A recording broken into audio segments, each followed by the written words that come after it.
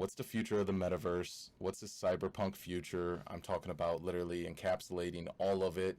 The Neuralink. Just what's the decentralized future look like? Just let's do 50 years, something real fun to play with.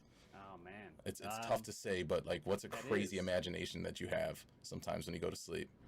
that is a long way out, It is. and a lot can change between now and then. We could have World War III, we don't know, and we could all be living in the metaverse, literally, Yeah, like Neo style in Matrix, where we're all just in little pods, and then we're just interacting with each other through that's the deep. metaverse or through neurological implants or something. Mm-hmm. Where do I actually realistically seeing it going? I see a lot of the large companies dominating the metaverse, just like they dominate the current like market sectors at the moment. S&P 500s basically control the world. Yes. Like Facebook controls a lot of social media, like, well, I don't know, 30% of the entire social media experience. I see them coming in because they see that this is a way for them to actually extract value, the Mm-hmm. same way that we can from people around us as well. I see them coming in, slightly taking over, and we'll have a divide. I think there will be a very big divide in the metaverse, saying this is like the corporate metaverse, and this is kind of the civilian slash true metaverse. And of Mm-hmm. course, people in one or the other will say, "Oh no, that's not the true one. This is one. This is where everyone is for the Yeah. corporate." And for non-corporate, we'll be like, "Nah, I don't want. I want Facebook controlling my stuff. I just want my stuff over here." And we might see a divide. Um, of course, VR is taking over. Like people go to dates in VR, people do nearly everything in VR because it's nearly indistinguishable from actual life. You can Yep. do everything you need to in VR. You don't ever have to leave your house, which of course gives us social implications. People can't actually interact with each other. You don't take care of your health. You're always in VR. Your body's going to crap. We might see life expectancy start coming down.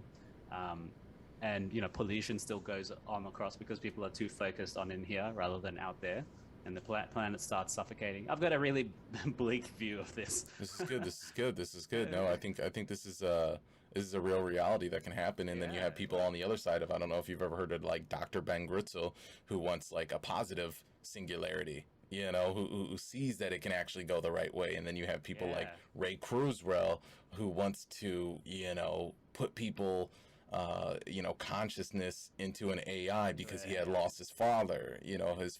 And, so there's the happy sides, there's the in yep. between sides, the black pills, the red pills, the blue pills. Like there's so much to it. You just don't know which way it's going to go.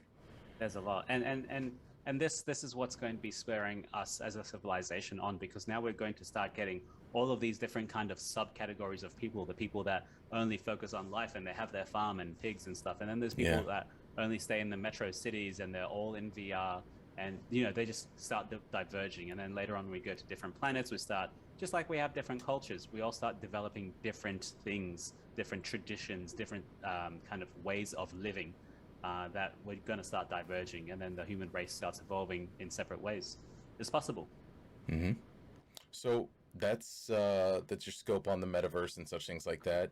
Now, what's your 5 year, 10 year, 15, 20, 50 year view of Star Atlas? Obviously, it is part of the metaverse. It could have a different outlook, but it's a little bit more cocooned.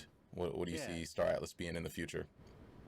I see Star Atlas having a major part in the metaverse, maybe in Mm-hmm. a 5-year period time frame, Yeah. where at this point, though, every other major publisher, game company out there wants a piece of the metaverse action.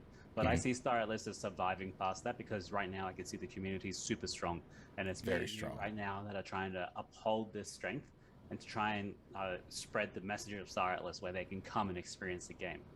And at the end of the day, I think it'll be the community, you, me, other people, Athea, Final Frontier, coming together to actually shape what Star Atlas turns into.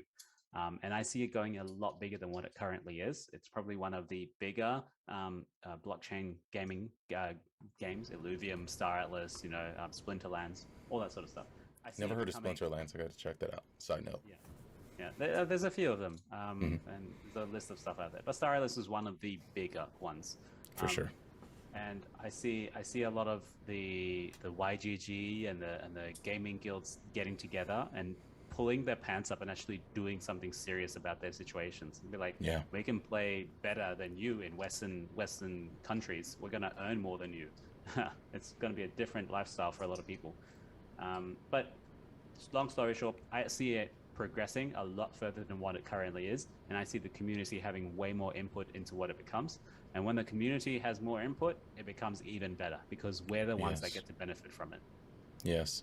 Yeah, and I think a lot of people, I always say, yeah, I think it's going to get pretty crazy. It's going to be amazing. It's going to be ugly, the good, the bad, the ugly, right? And I also do think a lot of us that are in it right now, we're going to be the OGs, and we're doing the right things. We stay consistent. We stay, with the hashtag We Are Star Atlas.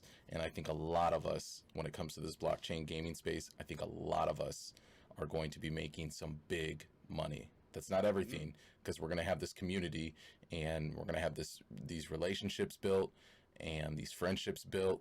But I do think, just like we were talking about earlier in the interview, there is going to be a lot of money made. And maybe I'll end on this one last thing. I do want to ask you a question. So you did Sure. say big corporations are going to be taking over the metaverse most likely, or there's going to be that A divide, part of it. Yeah. a part of it, that divide. So obviously with the crypto people, we're seeing new wealth, we're seeing power to the people, and this goes over all crypto. Do you think we've had enough of a little window to catch up to these overlords or these overseers or these puppeteers?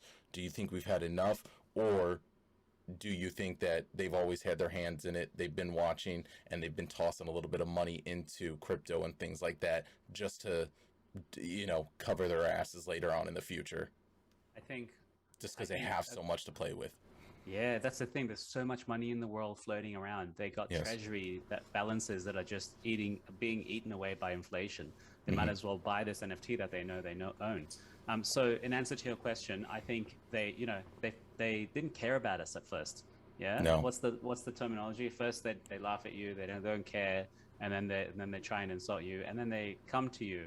And now we Yep. can see so many of them starting to pivot their whole organizations. Facebook, one of the biggest companies in the world, pivoting their Huge. entire operations to be part of the metaverse.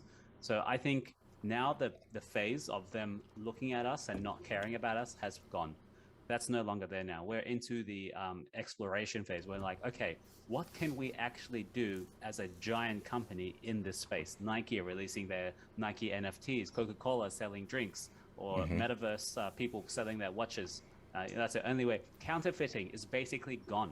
You know, you buy this Yes. NFT, it gets shipped to your house. How can you counterfeit that? Once you own that NFT, like, yes, I actually own it. Here's your address. That's it.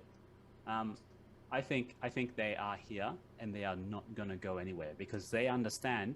Even musicians understand the power of royalties and stripping out the third middleman. It goes between straight me and you, and value accrual like that is much less friction and way more beneficial for both participants involved. So I think corporations are still going to be around, and Mm-hmm. now they're going to be investing very heavily in this.